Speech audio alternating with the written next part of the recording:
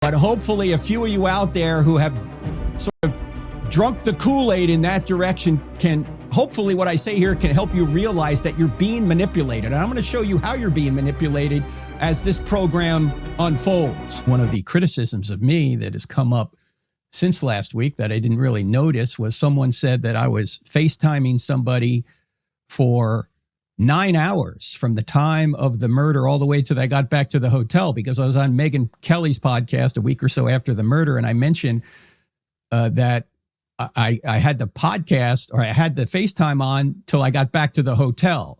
It was my son and daughter-in-law. I mean, he's 35 years old. And I was FaceTiming them because they love Charlie. And I was just, first I was FaceTiming my wife, and then I said, let me call Spencer. And so I started FaceTiming him. During the event? During the event, yeah, both during the event. And then when the shot rang out, I just, as I say, started heading toward the car, and I just put the phone in my back pocket. I didn't turn it off. I just, instinctively. And by the time I got to the hotel, I pulled it out. They were still there. So they heard the whole thing. What I meant to say was the hospital. It would be impossible for me to be on FaceTime to the hotel. We didn't get to the hotel till like 8 or 9 hours after all that. We were at that hospital for probably 6 or 7 hours after the murder. I just misspoke. I said hotel when I meant hospital. You may think I'm lying about that. Yeah, look, I'm not. I have this condition known as 64. Have you ever said something?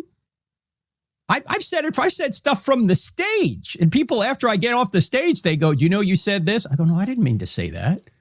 In fact, when I was at TPUSA at the at AmFest this past year, I was talking about this stuff, and I talked about how people are attacking Charlie's widow, and instead of saying his widow, I said her widow.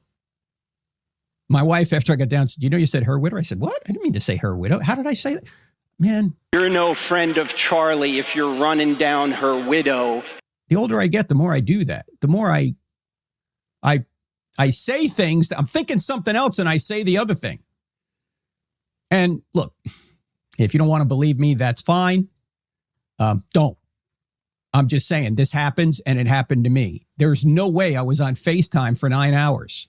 When we got to the hospital, that's when I hung up the phone. That's when I called Jack Hibbs. Either got the first call from you or from Mikey. It was one or the other. It was very, very close. I do believe you were the first one. That was after we got to the hospital. Okay, then I got the first call from Mikey. Because I was in the emergency room after we got Charlie there. I called you. I remember what you were saying. Then I FaceTimed you. We were talking. You saw I had blood on me. That's when Seth Dillon called me because he heard about what had happened. Well, yeah, I mean, you were a close eyewitness. Yeah. You had your phone up. You were recording, weren't you? I mean, it's like I was not recording. I was FaceTiming. I was FaceTiming my son-in-law. I mean, my son and daughter-in-law. So there's nothing on my phone. There's no recording of it. Like, oh, well, you must be a part of this huge conspiracy that's covering up, and all of these other things that are going on. It's not rational. It's just not rational. Not only that, but it's irrelevant. It's an irrelevant detail. It is. Like whether you shut off your FaceTime at the hospital or the hotel. What does that matter? That's not even a detail that would feed into the conspiracy theory one way or the other. Right. Exactly.